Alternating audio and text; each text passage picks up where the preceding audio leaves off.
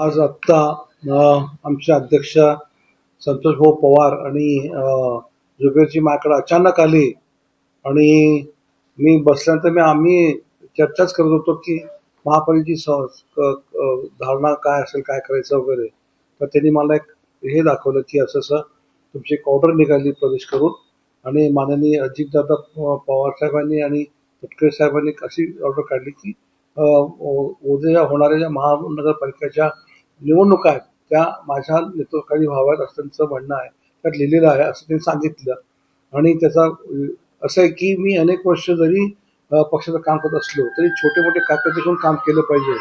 मी या पक्षाचा फार आभारी आहे की दादांनी ज्या दिवशी पहिल्या दिवशी मला बोललं त्या दिवशी त्यांनी मला एकच सांगितलं की सुधीरजी तुमच्या अनुभवाचा फायदा आपल्या पक्षाला व्हावा.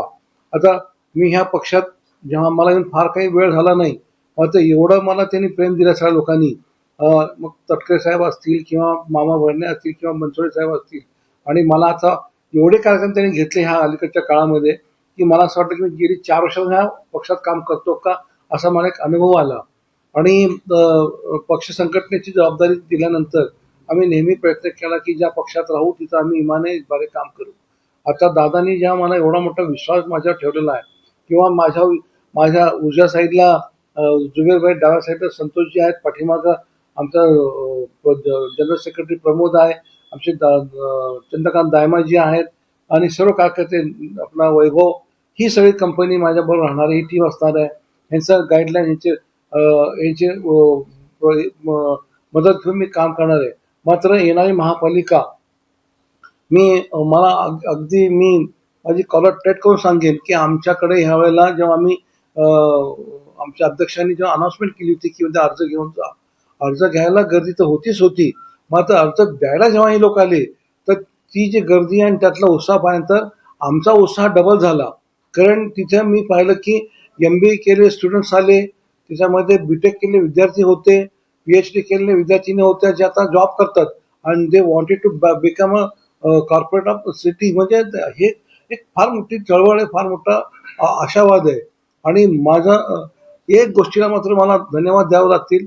माननीय दादांच्यावर जे मी पहिल्यांदा भेटलो होतो त्यातलं माझं सुहास कदम आणि आमचे उमेश पाटील साहेब होते, त्या दोघांनी मला उजवा हात डावा हात धरून घेऊन गेले त्या सह्या दिलं. तर तिथं दादांनी मला एक गोष्ट विचारली की सुधीरजी म्हणे सोलापूर शहरामध्ये तुम्ही 5 दिवसाला पाणी देता, हे पाप करत नाही का? म्हणलं बरोबर आहे तुमचं म्हणणं, पाण्याची फक्त व्यवस्था नाही त्यामुळे दादा झालेलं आहे. म्हणजे तुम्ही सगळं काम करा, महापालिका झाल्याबरोबर 5 दिवसाच्या ऐवजी दिवसावर कसं पाहिजे त्याची व्यवस्था तुम्ही केली पाहिजे. दुसरं असं आहे की तुम्ही IT पार्क सांगता, आम्ही IT पार्कला तुम्हाला कधी पण हा म्हणून काय अडचण येणार नाही. ही जी आत्मीयता त्यांची आहे, हे आपण विचार करतो ते बारामतीचे आहेत का पुण्याचे आहेत, पण त्यांची सोलापूरबद्दल जी आत्मीयता जी होती ती बघून मी पण त्यांच्यावर फार भारावून गेलं आणि त्यांच्याबद्दल माझ्यामध्ये एक वेगळी एक धारणा तयार झाली की मी गेली अनेक वर्ष काँग्रेसचं काम करत असताना मला एवढी इज्जत, एवढी ताकद मला ह्या टीमने दिली असं मला वाटतंय. मला तटकरे साहेबांचा धन्यवाद द्यावं लागतील. गर्जे साहेब तिथे मला त्यांनी पत्र दिलं, पाठवून सांगितलं मला.